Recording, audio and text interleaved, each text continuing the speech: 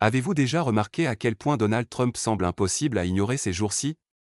C'est comme si tout le monde attendait le moment où il deviendrait enfin présidentiel.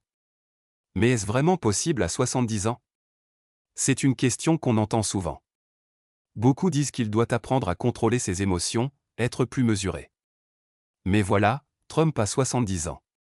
Ce sont des choses que l'on apprend à des enfants, pas à des adultes. Vous voyez ce que je veux dire? C'est comme essayer d'enseigner à un lion à manger de l'herbe après qu'il ait mangé de la viande toute sa vie. Si Trump est un idiot, eh bien, il restera un idiot. C'est une réalité qu'on doit accepter. En parlant de ce grand bouche à oreille, rappelez-vous de ce que Trump a dit, pas plus tard qu'en 2019, selon un livre révélateur. Vous ne devinerez jamais ce qu'il a dit à son chef de cabinet. Il aurait affirmé que Hitler a fait beaucoup de bonnes choses. Oui, vous avez bien entendu, le même Hitler dont le nom est synonyme de terreur et de génocide. C'est une déclaration qui fait froid dans le dos, mais Trump a toujours été le genre à choquer, et c'est loin d'être la première fois qu'il prononce des paroles qui laissent sans voix. Mais ne nous arrêtons pas là. La comédienne Wanda Sykes a récemment frappé fort avec un roast épique de Melania Trump, et croyez-moi, Donald Trump doit être en train de faire une crise de nerfs quelque part. Comment Wanda a-t-elle réagi? Eh bien, elle a décidé de ne pas retenir ses coups. On peut dire qu'elle a enflammé l'audience avec une énergie pure. Comment Trump a-t-il réagi? Probablement en tweetant furieusement, comme toujours.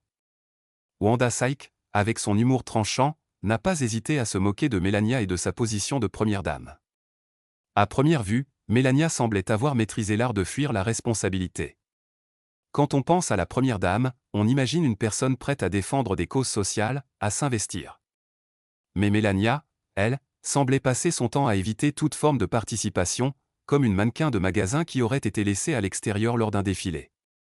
C'était comme si elle incarnait une statue vivante, se tenant à l'écart de la scène politique, ne disant rien. Cela dit, Melania a aussi eu ses moments de gloire, non? Sa décoration de Noël à la Maison Blanche ressemblait à un décor tout droit sorti d'un film de Tim Burton, un peu trop hanté pour les goûts de certains. Mais soyons honnêtes, qui ne s'attendait pas à des choix étranges de la part de Melania? Après tout, elle était mariée à un homme qui a un penchant pour les décisions controversées, et l'art de faire des choix de décoration aussi bizarres semblait être une autre facette de son caractère. Ce qui était le plus étrange, c'était la façon dont Melania insistait sur des valeurs comme la gentillesse et l'opposition au harcèlement, tout en étant mariée à un homme qui incarnait, à bien des égards, l'exact opposé. Trump, ce commentateur en ligne en chair et en os, agissant comme un troll géant dans le monde politique, contrastait fortement avec l'image de Melania qui, souvent, restait en retrait. Mais Wanda n'a pas seulement attaqué Melania. Oh non, elle s'en est aussi pris à Trump lui-même. Qui ne se souvient pas de ce moment où Trump essayait désespérément de tenir la main de Melania? C'était comme regarder un vendeur de voitures d'occasion essayer de vendre une voiture dont tout le monde savait qu'elle était défectueuse. Melania, quant à elle, esquivait habilement son geste, comme si elle venait de découvrir un supermarché en ligne offrant des réductions sur des avocats spécialisés dans les divorces.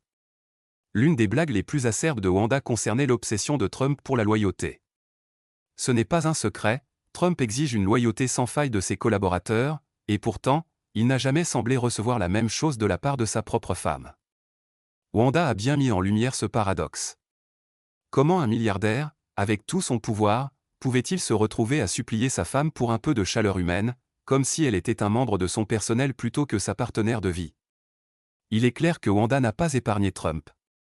Après tout, quand on a un homme qui dirige le pays tout en se comportant comme un enfant gâté, il est difficile de ne pas s'en moquer.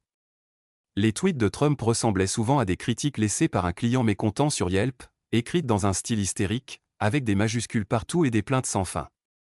Wanda n'a pas manqué de mentionner sa fascination pour l'or et ses affaires de décoration. À ce stade, Trump semblait plus intéressé par ses meubles dorés et ses objets de luxe que par les problèmes réels du pays. Bien entendu, on ne peut pas parler de Trump sans évoquer sa propension à lancer des accusations à tort.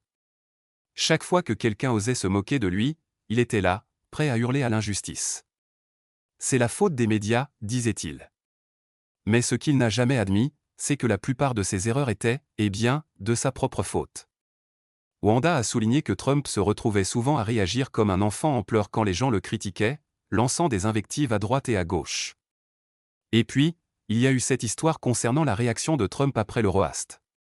Comme toujours, il s'est enflammé sur Twitter, criant à l'injustice.